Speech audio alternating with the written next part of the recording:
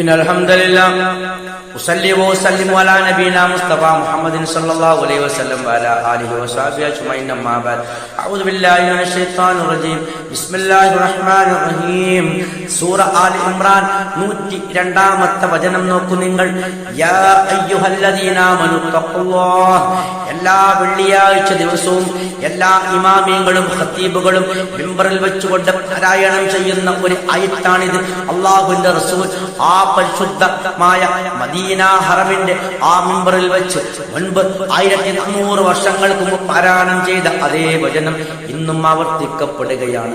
യാ അയ്യുഹല്ലദീന ആമനു, അല്ലയോ സത്യവിശ്വാസികളെ, ഇത്തഖുല്ലാഹ്, നിങ്ങൾ അല്ലാഹുവിനെ സൂക്ഷിക്കണം. ഹഖ്ഖ തുഖാതി, അല്ലാഹുവിനെ സൂക്ഷിക്കേണ്ട മുറപ്രകാരം നിങ്ങൾ അല്ലാഹുവിനെ സൂക്ഷിക്കണം എന്ന് പറഞ്ഞാൽ അല്ലാഹു സുബ്ഹാനഹു തആലയുടെ കൽപ്പനകളെ മുറുകെ പിടിക്കണം. രഹസ്യ പരസ്യ ജീവിതത്തിൽ നിങ്ങൾ തഖ്വ സൂക്ഷ്മത കൊണ്ട് നടക്കണം. അല്ലാഹു സുബ്ഹാനഹു തആല നിങ്ങളോട് കൽപ്പിച്ച 5 വക്ത് നമസ്കാരം നിങ്ങൾ മുറപ്രകാരം നിലനിർത്തണം. അതുപോലെ അതിനോട് ചേർന്ന് വരുന്ന സകാത്തും അതുപോലെ ആ സൗമ്, നോമ്പും ഹജ്ജും എല്ലാം നിങ്ങൾ അതിന്റെ കൂടെ ചേർത്ത് വെക്കണമെന്നാണ് അല്ലാഹു സുബ്ഹാനഹു തആല പറയുന്നത്. അല്ലാഹു വിരോധിച്ച കാര്യങ്ങൾ നിങ്ങൾ പാടേ വെടിയണം. അല്ലാഹുവിന്റെ റസൂൽ നിങ്ങളോട് കൽപ്പിച്ച കാര്യങ്ങളൊക്കെയും നിങ്ങളെ കൊണ്ടാകുന്ന രൂപത്തിലൊക്കെ നിങ്ങൾ അനുഷ്ഠിക്കുകയും ചെയ്യണം. അങ്ങനെ സൽക്കർമ്മങ്ങൾ വർദ്ധിപ്പിക്കണം. ആ അല്ലാഹുവിന്റെ റസൂൽ കൽപ്പിച്ച നിർബന്ധ കാര്യങ്ങൾ നിങ്ങൾ മുറുകെ പിടിക്കുകയും ചെയ്യണം. ഇതൊക്കെയാണ് തഖ്വ എന്ന് പറഞ്ഞാൽ. ആ തഖ്വയെ കുറിച്ചും വിശുദ്ധ ഖുർആൻ പല സ്ഥലത്തും പലതരത്തിലുള്ള വിശദീകരണം വന്നിട്ടുണ്ട്. അതിന്റെ കരക്ത ചുരുക്കമാണ് ഈ പറയുന്നത്. നോക്കൂ നിങ്ങൾ. ഫലാ തമൂതുന്ന ഇല്ലാ വ അൻതും മുസ്ലിമൂൻ. ഫലാ തമൂതുന്ന, നിങ്ങൾ മരണപ്പെടാൻ പാടില്ല.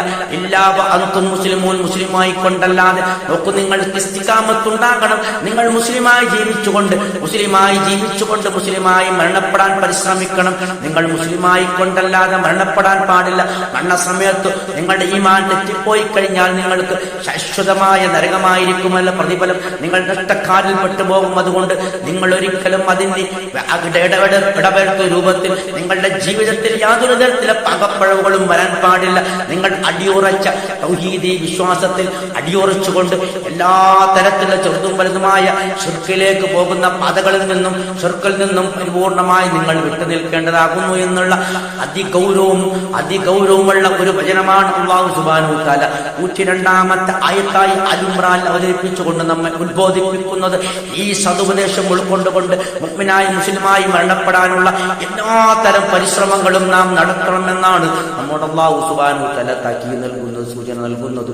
ആഖിറു ദഅവാനാ അൽഹംദുലില്ലാഹി റബ്ബിൽ ആലമീൻ.